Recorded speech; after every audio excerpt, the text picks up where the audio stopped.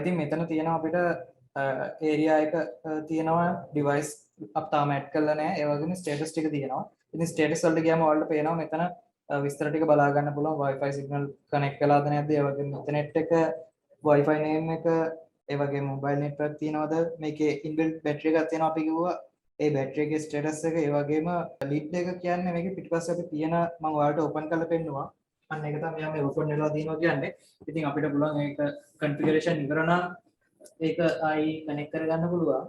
හරි. දැන් ලීඩ් එක ගහුවා පේනවා ඇති මෙතන ලීඩ් ක්ලෝස් කියලා ආවා. පොඩි සෙටින් ටිකක් මේකේ පෙන්නන්නම් මේ පැනල් එකේ තියෙන මෙන්න මෙතන සෙටින් මේ උඩ කෙළවරේම තියෙන අයිකන් එකට ගියාම මේ යන්නේ අපි පැනල් එකේ තියෙන සෙටින් වලට. ඉතින් මෙතනින් මුලින්ම යූසර් මැනේජ්මන්ට් වලට ගියාම ඔයාලට පුළුවන් තව යූසර් කෙනෙක් ඒ වගේම කාඩ් අපි අර කතා කරා. මෙතනින් කාඩ් එකක් එහෙම නැති යූසර් කෙනෙක් මෙතනින් ඇඩ් කරගන්න පුළුවන්. අපි දැන් ඒකට යන්නේ නැහැ. ඒ වගේම සිස්ටම් වලට ගියාම මේ කන්ෆිගරේෂන් සිස්ටම් ඔප්ෂන් කියලා දෙකක් තියෙනවා. මේකේ කන්ෆිගරේෂන් වලට ගියාම මේකේ ලැන්ග්වේජ් එක සිලෙක්ට් කරන්න පුළුවන්. ඒ වගේම ටයිම් සෝන් එක සිලෙක්ට් කරන්න පුළුවන්.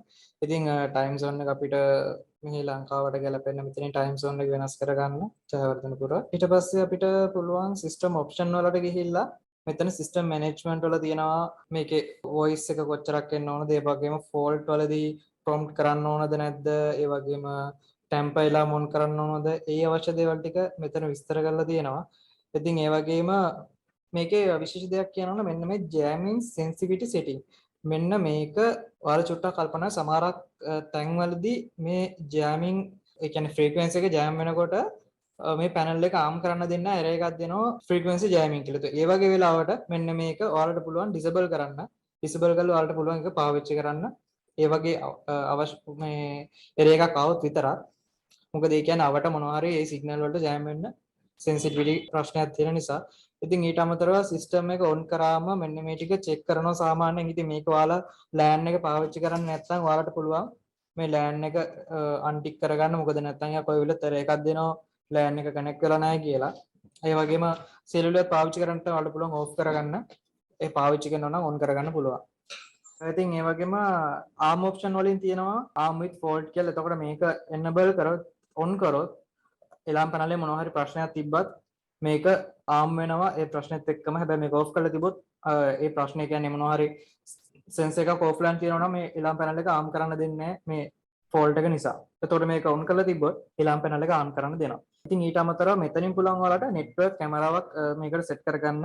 මෙන්න මෙතනට ගිහිල්ලා නෙට්වර්ක් එකේ තියෙන කැමරාවක් ඇඩ් කරගන්න පුළුවන්. නැත්නම් කැමරාව විස්තර දාන්න ඕන මෙතනින් ඇඩ් කැමරා ඇඩ් channel කියලා ගිහිල්ලා මෙතනින් අපිට විස්තර ටික ඇඩ් කරගන්න පුළුවන්. ඒ වගේම මේකේ පුළුවන් areas දැනට area 1 විතර enable කරලා දෙනවා. areas දෙක තුනක් තියෙනවනේ. ඒ කියන්නේ හිතන්න ගෙයි ඇතුළේ එක area එකක්, garage එකේ තව area එකක්. අන්න එහෙම areas වලට බෙදලා මේක පාවිච්චි කරන්න පුළුවන්. area එක ඇතුළට තමයි මේ අපි add කරන sensors set කරන්නේ. මම ඒක ඔයාලට ඉස්සරහට කියන්නම්. ඒ වගේම ආයි තියෙනවා setting එකක් communication parameters. මේකේ wired network setting ඔයාලා පාවිච්චි කරනවා නම් මෙතන මේ විස්තර ටික අවශ්‍ය නම් enter කරගන්න පුළුවන්. නැත්නම් DHCP පාවිච්චි කරන්න පුළුවන්. ඊළඟට Wi-Fi වලටත් මෙතනින් මේකේ configure කරගන්න පුළුවන්. අපි මුලින්ම add කරද්දී Wi-Fi connect කරන නිසා මෙතනයි මොකුත් වෙනස් කරන්න යන්නේ නැහැ. ඒ වගේම cellular data network එකට අදාළ setting මේකෙන් අවශ්‍ය නම් මේකෙන් වෙනස් කරගන්න පුළුවන්. මේ ඔයාලා දන්නවා bandwidth limitation එක parameter ටික configure කරනවා නම් username ගොඩක් වෙලාවට APN එක විතරයි දාන්නේ. APN name එක විතරයි. ඊට පස්සේ push notification යවන්න ඕනද? ඒ වගේම අපි කිව්ව අර සමහර service තියෙනවා alarm receiving center ඔයාලා වෙනුවට එලාම් එකක් මොනවා හරි ආවොත් ගිහිල්ලා බලන security service. ඉතින් ඒ වගේ තැනක් තියෙනවා නම් ඔයාලට පුළුවන් මෙන්න මෙතනින් මේ එලාම් පැනල් එකේ විස්තර එයාලට යවන්න. එතකොට එයාලා බලනවා මේ ඔයාලා වෙනුවට ඇවිල්ලා. ඊට පස්සේ cloud service ටික තියෙනවා. notification email එකක් ගන්න පුළුවන්. ඒ වගේ දේවල් ටික තියෙනවා. මම අනිත් වැඩි විස්තර කරන්න යන්නේ නැහැ. ඒ වගේම මේ device එකකට ගියාම ඔයාලට පුළුවන් device එකේ health එක බලන්න.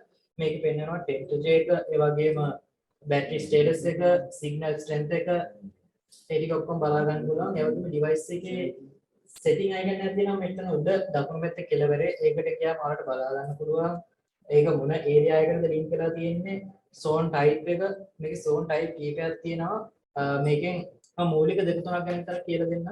instant zone කියන්නේ අපි active කරපු ගමන් මේකේ alarm එක active වෙන zone එක. ඒ වගේම delay zone කියන්නේ in එකක් එහෙම නැත්නම් out එකට පොඩි ඩිලේ එකක් තියෙනවා. මොකද ඒ කියන්නේ සාමාන්‍යයෙන් ඔයාලා මේන් ඩෝ එක ළඟට ආවොත් එහෙම එතනදී මේක ඇක්ටිව් කරොත් පොඩි වෙලාවක් ඉන්න ඕන. මොකද ඔයාලා එළියට යන සිග්නල් එක PIR වලින් ඩිටෙක්ට් කරන්න පුළුවන්. ඉතින් ඒ වගේ වෙලාවට පොඩි වෙලාවක් ඉඳලා තමයි සිස්ටම් එක ආම් වෙන්න ඕන. අන්න ඒ වගේ වෙලාවට මේ ඩිලේ zone එක පාවිච්චි කරන්න පුළුවන්. ඊට අමතරව අපි පාවිච්චි කරනවා 24 hour zone එක.